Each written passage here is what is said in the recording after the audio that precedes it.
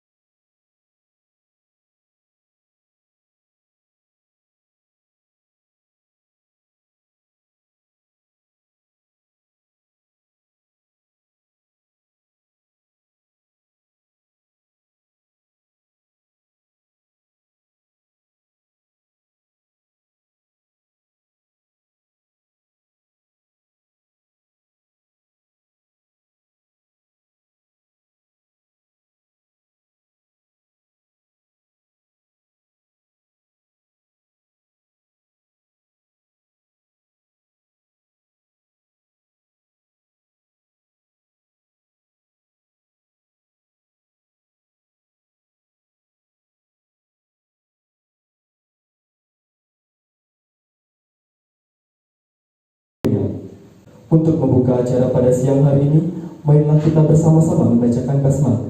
Bismillahirrahmanirrahim.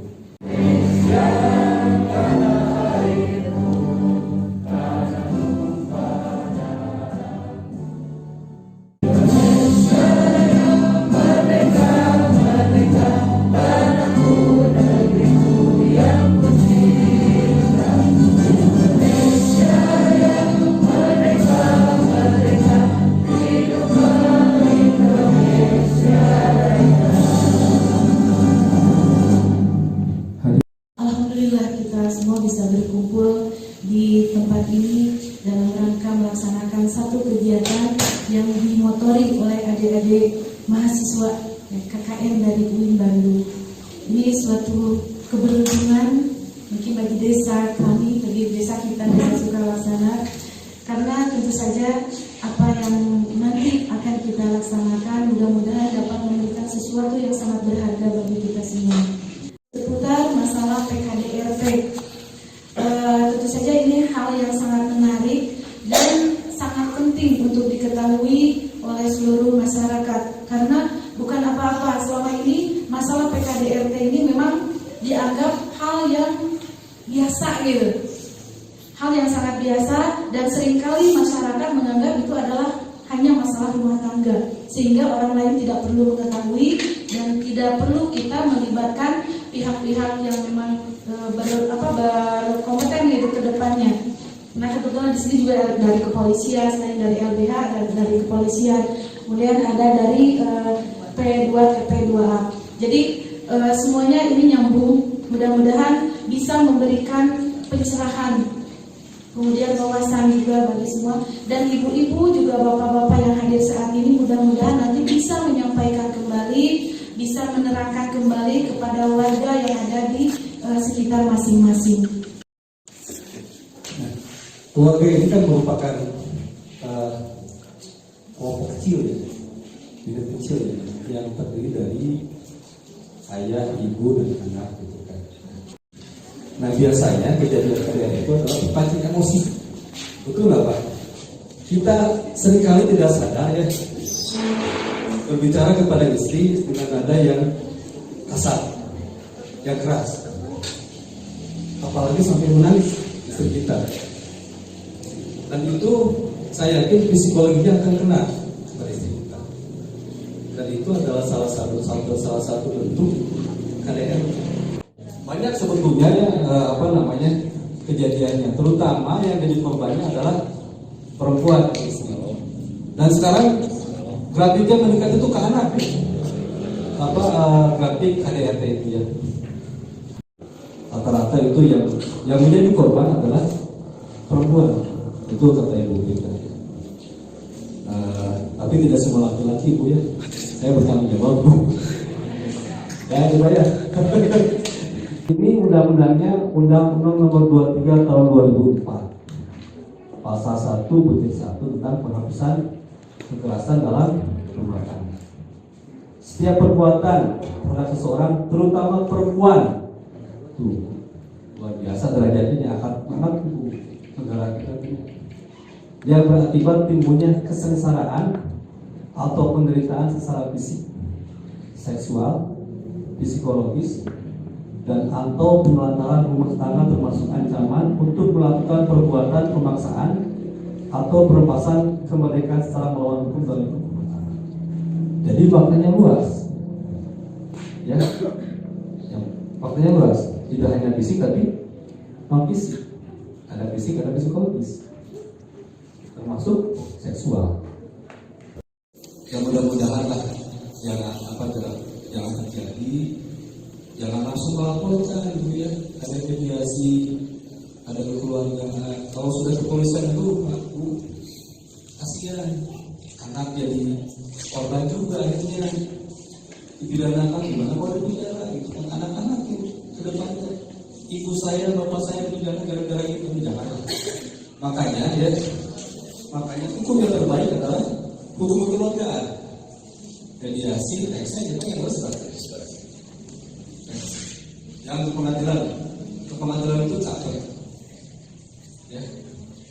Otak kita juga capek, mau juga dia. Sudah segala. Yang paling baik adalah mediasi selesai. Ketika anak diselesaikan kurang pakai bahasa, itu lebih dalam penderitaannya. Tetapi kalau kurang cepat salib, akhirnya sudah berhenti, tidak lagi. Tapi kalau sudah mengeluarkan kata-kata yang tidak menyenangkan, itu lebih lama itu penderitaannya sampai besar, sampai tua. Hati-hati ibu ini, karena anak itu kan masa depan kita, investasi jangka panjang. Nah, anak di sini, mungkin dalam undang-undang ini, anak di sini adalah seorang yang belum berusia 18 tahun, termasuk anak yang masih dalam kandungan. Kami sudah di atas 18 tahun itu mempunyai arahan kesini sudah baliklah dianggapnya. Juga dalam kandungan, jadi usia anak yang masih dalam kandungan itu juga dilindungi oleh undang-undang. Makanya ada yang menggugurkan, aborsi, kita tidak. Makanya kalau melantarkan kandungan itu biasa dipidana. Penyebabnya ya. Nih. Nah, yang pertama, kombinasi dari segala persoalan, faktor ekonomi, sosial, anak dan sebagainya. Kedua, ekonomi. Yang ketiga, pendidikan dan iman, betul Bu ya. Iman Bu sebetulnya kan sabar ya. Wasta'inu bis-sabri was-salah. Politik dan konflik berdasarkan faktor dominan yang menyebabkan KDRT biasa nama ekonomi. Terus sikap kita jika menjadi korban dalam kekerasan dalam rumah tangga. Yang pertama, keluarga wajib mengamalkan ajaran agama. Bapak harus menjadi yang baik bagi istrinya, anak-anak serta keluarganya, dan ibu imam bagi anak-anak dan dalam mengatur urusan rumah tangga. Yang kedua, harus dikembangkan komunikasi timbal balik antara suami, istri, dan anak. Ketika istri wajib mendidik anak-anak sejak kecil, kalau marah jangan memukul dan jangan berkata. Nah, kalau ada masalah tentunya harus diselesaikan dengan dialog Bu ya, ngobrol gitu kan. Ngobrol aja. Ada pihak keluarga kita damaikan. Jika pertengkaran serius, salah satunya atau keduanya harus minta maaf kepada orang yang dikeluarkan.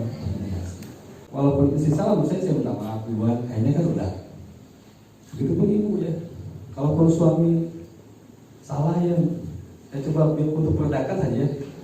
Kita minta maaf, selesaikan dengan kepala dingin, insya Allah bakal selesai. Lanjut, istri dan suami lakukan dialog. 7. Selesaikan masalah KDRT dengan kepala dingin. 8. Laporkan kepada keluarga, teman, atau seseorang yang dianggap berpengaruh serta dipercaya bisa berjalan keluar terhadap penyelesaian masalah KDRT supaya tidak terus berulang. 9. Menghubungi layanan konseling. 10. Menghubungi lembaga penyedia bantuan hukum seperti kami ini ya, Bu ya. Kalau ada masalah, tidak hanya masalah KDRT ya, Bu ya. Masalah lain pun ya kita siap melayani. 11. Nah, jika korban sudah luka-luka, maka dilakukan dulu visum. Ini kalau sudah keterlaluan. Visumnya kemana? Ke rumah sakit. Biasanya dari kantor polisi langsung ke rumah sakit dulu untuk visum. Nanti surat pasiennya dikasihkan ke polsek. Itu dari apa ya? Dari polsek nanti akan ambil hasil visumnya. Jadi ke visum dulu. Nanti ini surat kartu pasiennya dikasihkan ke polsek setempat. Nanti mesti depan akan visum. Kalau misalkan kejadiannya ada luka-luka. Hukuman untuk pelaku perbuatan pidana. Pasal 44 Undang-Undang Nomor 23 2004. 1. Setiap orang yang melakukan perbuatan kekerasan fisik dalam lingkup rumah tangga, sebagaimana dalam pasal 5 tadi kita langsung artinya, Bu, Pak, dipidana dengan pidana 5 tahun atau denda paling banyak 15 juta. Maksudnya gini Pak, bukan ketika melakukan pidana itu biasa dicatat 15 juta ya, tapi itu tambahan. Kalau nggak bayar biasanya tambah lagi pidananya. Yang kedua, dalam hal perbuatan sebagaimana pasal pada ayat 1 mengakibatkan korban mendapatkan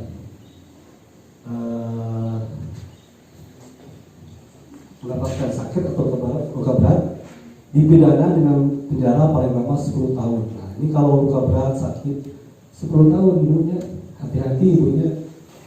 Atau paling banyak 30 juta rupiah. Yang ketiga, dalam hal perbuatan sebagaimana dimaksud pasal pada ayat 2 mengakibatkan korban pidana paling lama 15 tahun atau juga paling banyak 40 juta. Yang keempat, dalam hal perbuatan sebagaimana dimaksud pada ayat 1 dilakukan oleh suami terhadap istri atau sebaliknya yang tidak menimbulkan penyakit atau halangan menjalankan pekerjaan jabatan atau mata pencaharian atau kegiatan sehari dipidana penjara paling lama 4 bulan.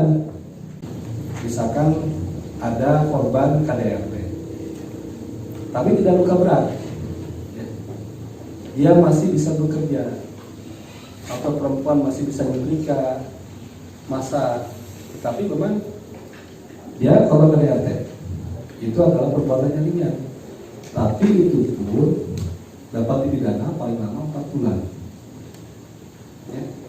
Nah, ini pasal 45-nya.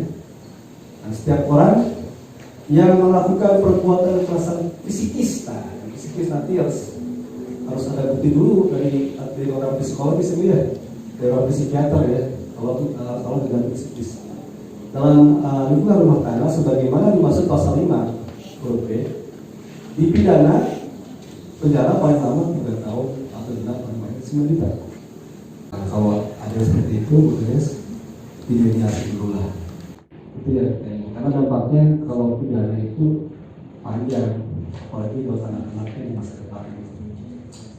Pasal 2-nya dalam hal perbuatan sebagaimana dimaksud ayat 1 dilakukan oleh istri dilakukan suami terhadap istri atau sebaliknya yang tidak menimbulkan penyakit atau halangan untuk menjalankan pekerjaan jabatan, mata pencaharian, kegiatan sehari-hari dipidana dengan pidana paling lama 4 bulan atau 8 bulan.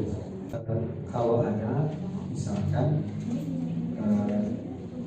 perempuan yang disakiti oleh laki-laki, misalkan luka, tapi karena malu, ya, akhirnya kan tak terekspos. Teorinya kan tadi sudah saya terangkan. Delik ini merupakan delik aduan yang bagus sekali. delik aduan.